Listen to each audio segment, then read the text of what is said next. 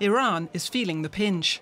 The reintroduction of US sanctions has had a crippling effect on the economy. The value of the rial has plummeted, pushing inflation to over 30%. And US President Donald Trump's attempt to destroy the country's oil industry is having an effect too. The influential middle classes are among those hard hit. The economic war is a reality, and people are under extreme pressure. They keep telling us to be strong, but we can already hear the sound of our bones breaking under this pressure. Some Iranians are being pushed below the poverty line. As far as I can see, people's purchasing power has been more than halved.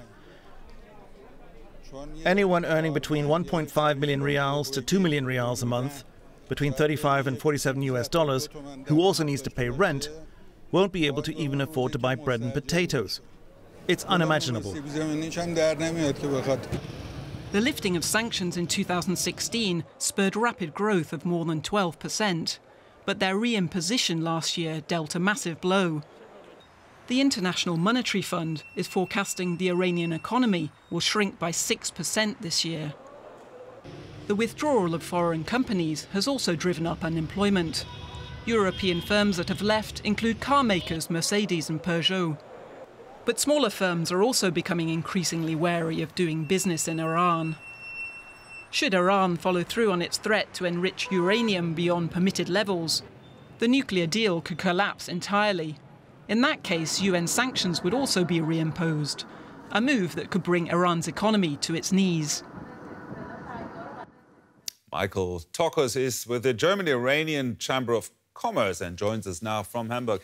Michael, how dramatic is the situation in Iran? What are you hearing from your contacts there?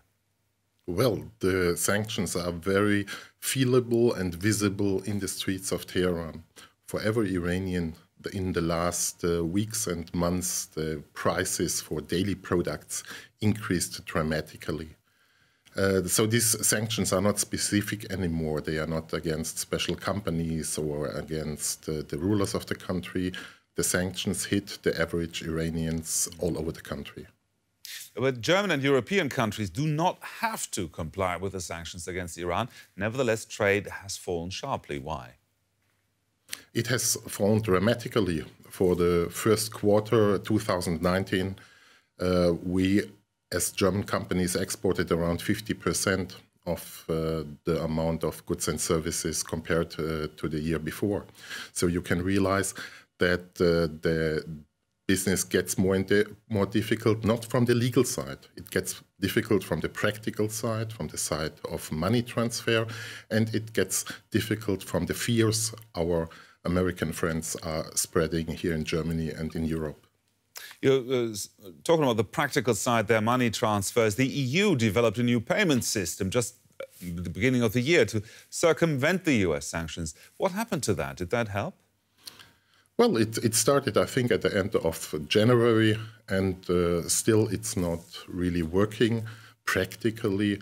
At the moment, Instex, this is the name of the system, plays no role. And we received already the information that Instex, if it starts, will start with products which are not even under American sanctions. This means humanitarian goods and foodstuff. Germany's backbone of the exports to Iran are machines. They will not be touched by Instex, at least in the first round. Well, you were just recently in Russia. What role are countries like Russia, Turkey, China playing in this conflict? Well, we have to see clearly that Europe failed to fulfill its obligation out of the atomic agreement. And so Russia, China, countries like India, they get more important in facilitating trade even between Europe and Iran. And so we have to go where we can support our member companies. And if it's Russia, it's Russia. If it will be China, we have to go to China. Michael Tockuss from the German-Iranian Chamber of Commerce. Thank you very much.